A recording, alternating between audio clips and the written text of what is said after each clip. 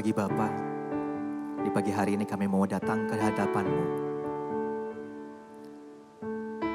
Karena setiap kami Tuhan memerlukan Engkau setiap waktu ya Bapa. Inilah doa dan pujian kami. Kami rindu terus Tuhan untuk menyenangkan hati-Mu.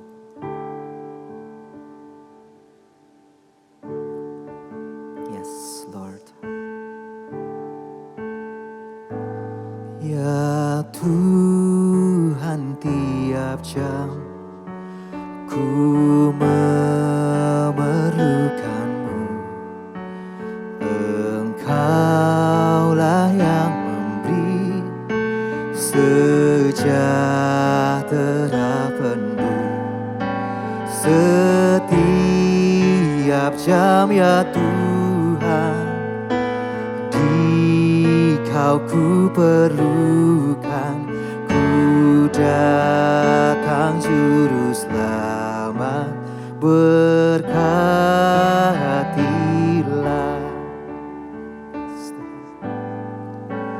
Ya Tuhan, tiap jam ku memerlukan-Mu. Engkaulah yang memberi sejahtera penuh setiap jam ya Tuhan. Di Kau ku perlukan, ku datang juru selamat, berkatilah. Setiap jam ya Tuhan, di Kau ku perlukan, ku datang juru selamat, berkatilah.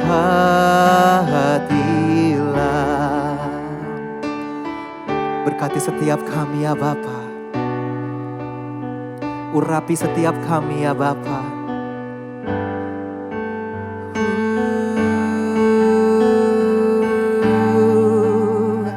Kami perlu Kau, setiap jam kami perlu Kau Tuhan. Allah dan Raja kami, pencipta segalanya. Oh Yesus, kami perlu Kau sekarang dan selamanya. Hey, ya ya la la la la la la la la la la la la sata. Hey, oh, Yesus.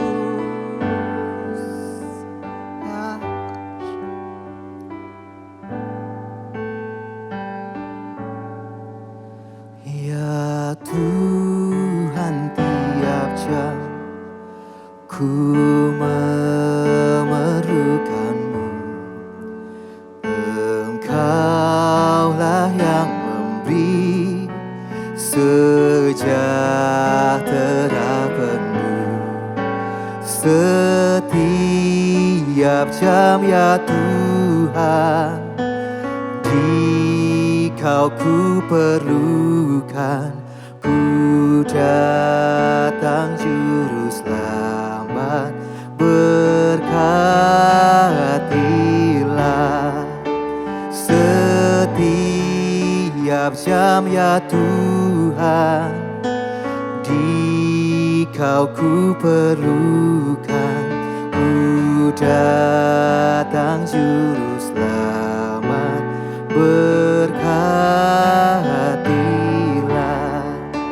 Setiap jam ya Tuhan, di Kau ku perlukan, ku datang juru selamat, berkatilah.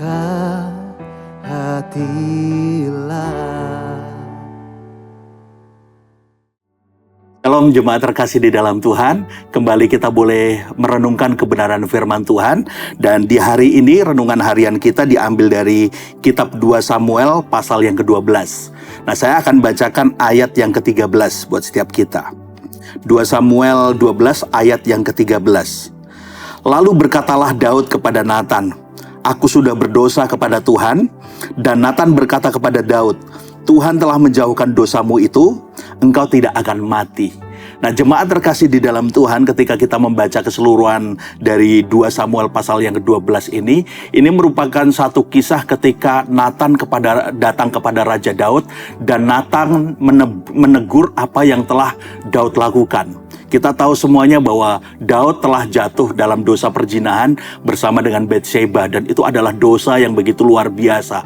Bukan sekedar itu, tetapi Daud juga merencanakan pembunuhan untuk suaminya Batsheba, yaitu Uria. Dan ini merupakan satu kejahatan yang luar biasa juga. Dua kejahatan dilakukan oleh seorang yang terkenal dengan pujiannya, kedekatannya dengan Allah yang begitu luar biasa. Dan orang yang bernama Daud ini melakukan kejahatan yang begitu luar biasa. Tetapi ketika Natan menegur apa yang telah Daud lakukan, kita bisa melihat respon Daud yang begitu luar biasa. Yang tadi merupakan ayat yang kita baca, bahwa Daud dengan rendah hati mau mengakui kesalahan. Bahkan bukan sekedar kesalahan, bukan sekedar mengakui, tetapi dia mengakui dosa dan bertobat. Nah, kalau kita membaca, Daud benar-benar menyesal, mengakui dosanya dan bertobat, dan dia menuliskan penyesalan atau pertobatannya itu di dalam Mazmur 51. Itu merupakan satu respon dari seorang hamba Tuhan bernama Daud. Saya akan bacakan apa sikap Daud ketika ditegur oleh Nabi Natan, dan itu diwujudkan atau diekspresikan di dalam bentuk pujian di dalam Mazmur 51. Saya akan bacakan ayat 5 sampai 13, tetapi saya nggak akan baca keseluruhan ayat ini. Saya akan bacakan Mazmur 51 ayat 5 dan 6. "Sebab aku sendiri sadar akan pelanggaranku, aku senantiasa bergumul dengan dosaku. Terhadap engkau sajalah aku telah berdosa, dan melakukan apa yang kau anggap jahat, supaya engkau ternyata adil dalam putusanmu, bersih dalam hukummu." Kemudian saya akan lanjutkan ayat yang ke-12 sampai 13. "Jadikan hatiku tahir ya Allah, dan perbalurilah batinku dengan roh yang teguh. Janganlah membuang aku dari hadapanmu, dan janganlah mengambil rohmu yang kudus daripadaku." Nah, ini merupakan satu respon yang begitu luar biasa dari seorang yang ditegur oleh hamba Tuhan bernama Nabi Natan ini, dan dia mau mengakui dan bertobat. Belajar dari kebenaran firman Tuhan ini, jemaat Tuhan, bahwa mengakui dosa, mengakui kesalahan adalah sesuatu yang dihargai oleh Tuhan. Tidak peduli berapa besar dosa kita, tetapi ketika kita datang kepada Tuhan dan mengakui dosa kita, maka Tuhan pasti akan mengampuni kita. Pengakuan dosa itu begitu penting. Di dalam doanya, Tuhan Yesus mengajarkan kepada setiap kita, ada satu kalimat doa yang Tuhan Yesus ajarkan. Dia katakan bahwa, "Ya Bapa, ampunilah kami akan kesalahan kami."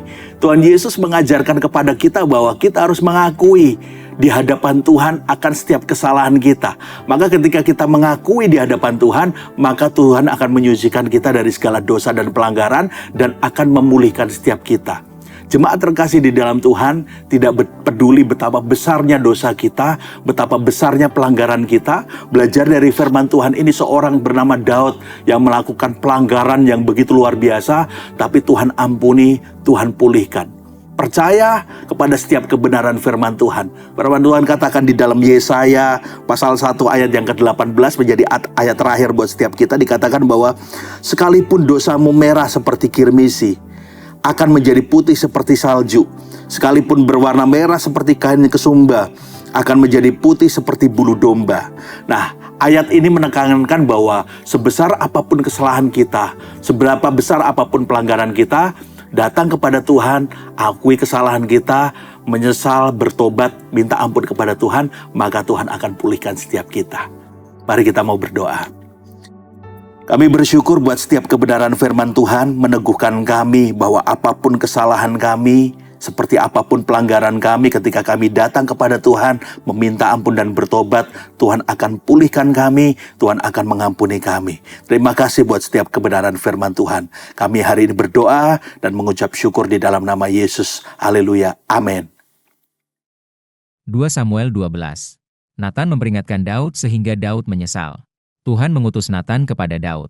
Ia datang kepada Daud dan berkata kepadanya, ada 2 orang dalam suatu kota, yang seorang kaya, yang lain miskin. Si kaya mempunyai sangat banyak kambing domba dan lembu sapi. Si miskin tidak mempunyai apa-apa, selain dari seekor anak domba betina yang kecil, yang dibeli dan dipeliharanya. Anak domba itu menjadi besar padanya bersama-sama dengan anak-anaknya, makan dari suapnya dan minum dari pialanya dan tidur di pangkuannya, seperti seorang anak perempuan baginya. Pada suatu waktu orang kaya itu mendapat tamu, dan ia merasa sayang mengambil seekor dari kambing dombanya atau lembunya untuk memasaknya bagi pengembara yang datang kepadanya itu. Jadi ia mengambil anak domba betina kepunyaan si miskin itu, dan memasaknya bagi orang yang datang kepadanya itu.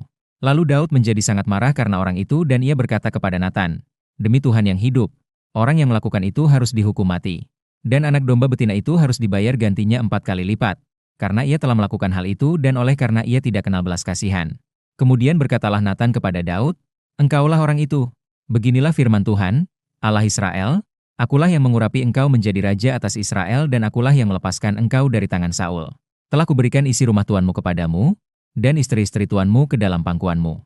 Aku telah memberikan kepadamu kaum Israel dan Yehuda, dan seandainya itu belum cukup, tentu kutambah lagi ini dan itu kepadamu. Mengapa engkau menghina Tuhan dengan melakukan apa yang jahat di matanya? Uria, orang Het itu, kau biarkan ditewaskan dengan pedang.